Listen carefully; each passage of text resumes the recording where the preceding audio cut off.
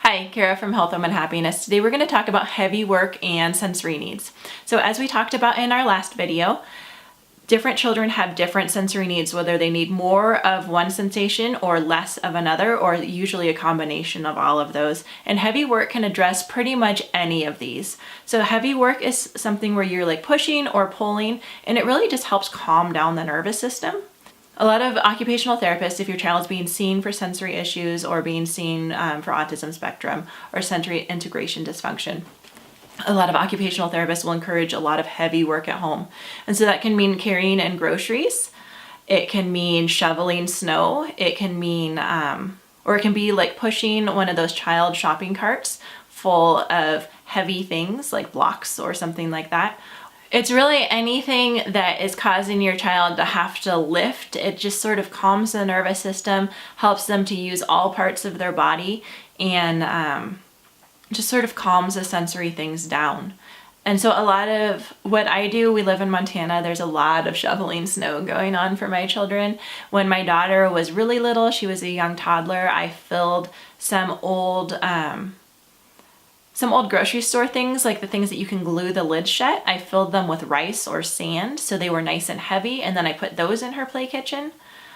Peanut butter jars are good for that. Just kind of any jar that if it's full of sand, your toddler can still lift, but you're able to seal it. So like cardboard boxes aren't good. They will break open and make a mess in your house. But sand play, like wet sand, that's a nice heavy work.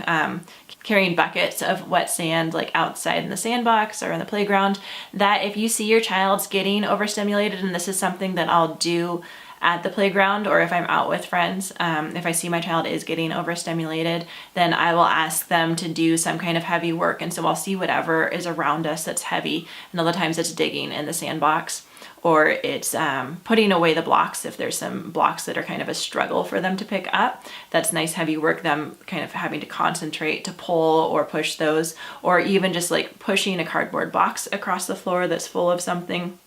That's all heavy work that can calm the sensory system. So that's my first trick for helping your child to be able to calm down and calm their sensory system down is heavy work. And it's something that you'll see a lot of occupational therapists use, and it's a great tool to have in your toolbox. Quick reminder, I am just a mom. I have a child with special needs. I've been in and out of speech, occupational, physical therapy with her for years and years and years. These are some things I've picked up. I'm going to recommend some books from some people that are more knowledgeable than I am. The first one is the Autism Discussion Page, and this is Bill Nason. He is amazing. He has a Facebook page. It's called the Autism Discussion Page. The quality of things that he posts, and with experience with children on the spectrum, and this can be high functioning autism like Asperger's, this can be, and a lot of this is relevant for children that aren't on the spectrum but have those sensory needs. This is, I think what he did is he took everything that he shared on his Facebook page and turned it into a book, which is a lot easier to read. I'll link to this below the video. And then the second is Building Bridges Through Sensory Integration. Therapy for Children with Autism and Other Pervasive Developmental Delays. And this book, it goes a lot into the sensory things. And then in the back, it has activities with diagrams. It's very easy, things you can do at home. And then a lot of kids that have these sensory needs, they're gonna love these activities. And so you're doing something that engages with your child, it really meets their needs where they're at. And so these children, especially when you know their sensory needs, what they need to avoid and what they need more of, a lot of these activities are gonna be a lot of fun for you to do as a family. And then you'll find that some of them really work for your child to both calm their system down and to help them regulate. Like if you're out and they're starting to get overstimulated, you might be able to just take a break and in the car do one of these activities. So a lot of these activities are something that you can use to help calm down a meltdown when you see they're coming on, or to help regulate your child even after they've already had a meltdown, help them get back. They're a lot of fun, and that's another great way for us to connect with our kids. And then a quick reminder that I am not a doctor or an occupational therapist, nor do I play one on YouTube.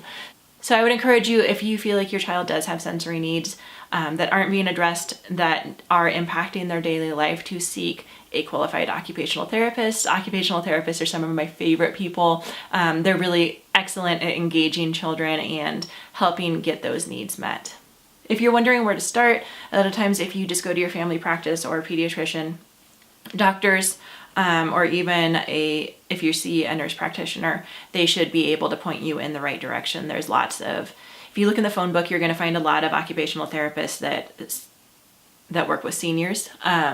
So just finding who the pediatric occupational therapist is that your doctor or care provider recommends is a great way to start. If you're on state insurance like Medicaid or something like that, a lot of times that will cover your occupational therapy in full. And usually kids really enjoy occupational therapy. It's something that it might be a challenge for them, but they enjoy going, and the occupational therapists are really passionate about working with children. And so it's kind of the appointments aren't like a doctor's appointment that it's boring and not fun, but the appointments are really fun. And really for especially young children, kids just see it as a way to play games with someone they play games with once or twice a week. So I look forward to sharing more with you, and we're going to talk about different sensory things in coming videos. And so if you could click subscribe, I always appreciate that. And if you have any questions or experiences with sensory things, I love to hear from you in the comments. Thanks, and we'll be back.